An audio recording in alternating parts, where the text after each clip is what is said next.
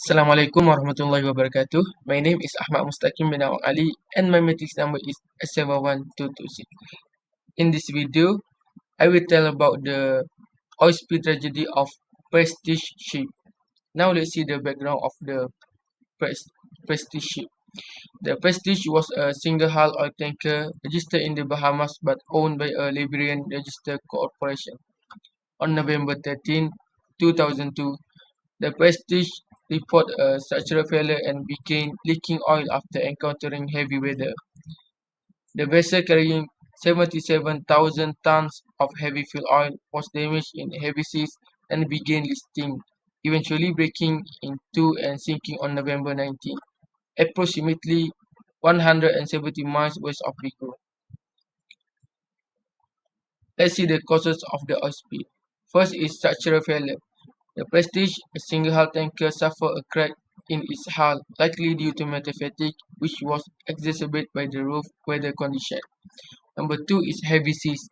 The tanker was caught in heavy seas, which likely worsened the initial damage and contributed to the progressive cracking and eventual breakup of the ship. Number three is oil leakage. The damaged hull resulted in a significant leak of heavy fuel oil into the sea, creating a large oil slick that drifted toward the Spanish coastline. Number four is decision to tow. The decision to tow the damaged tanker away from the coast rather than seeking a shelter port is widely criticized as a major mistake. This decision prolonged the period of oil leakage and contributed to the widespread pollution of the coastline. And the last one is sinking.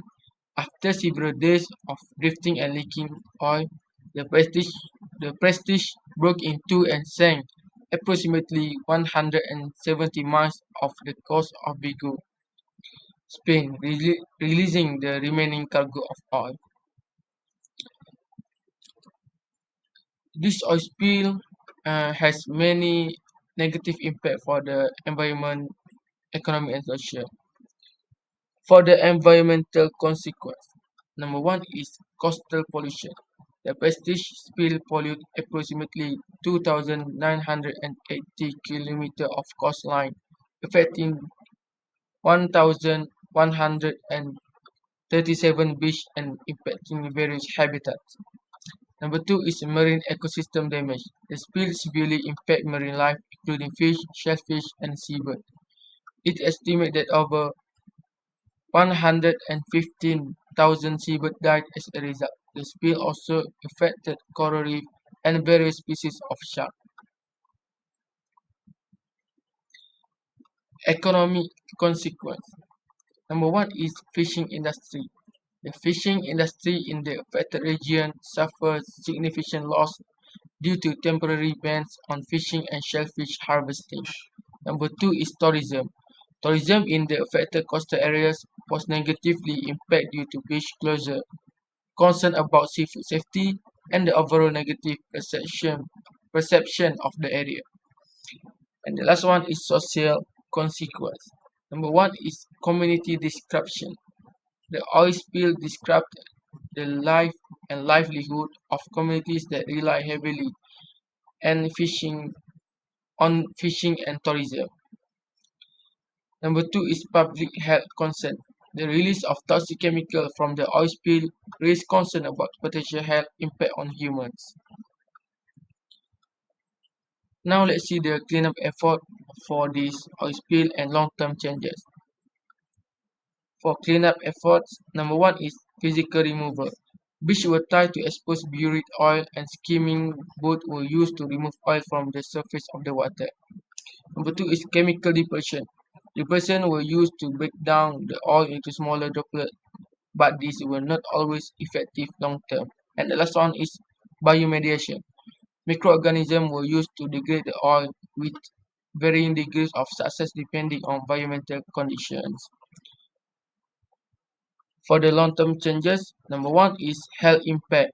Fishermen involved in cleanup will experience resistant respiratory system and potential chromosomal abnormalities.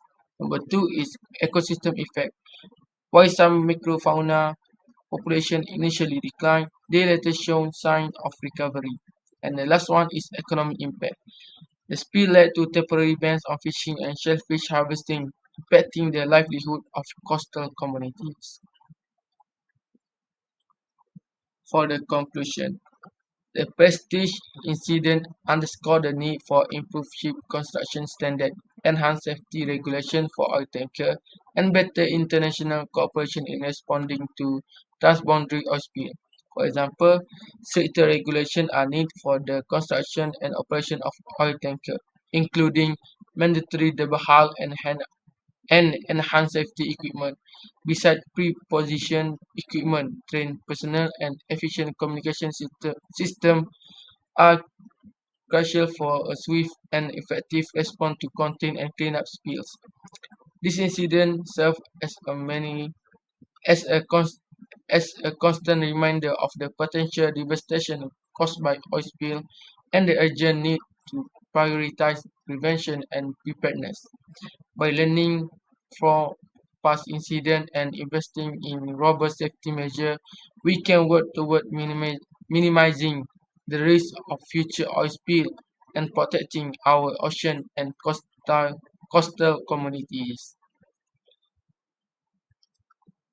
That's all for me and thank you.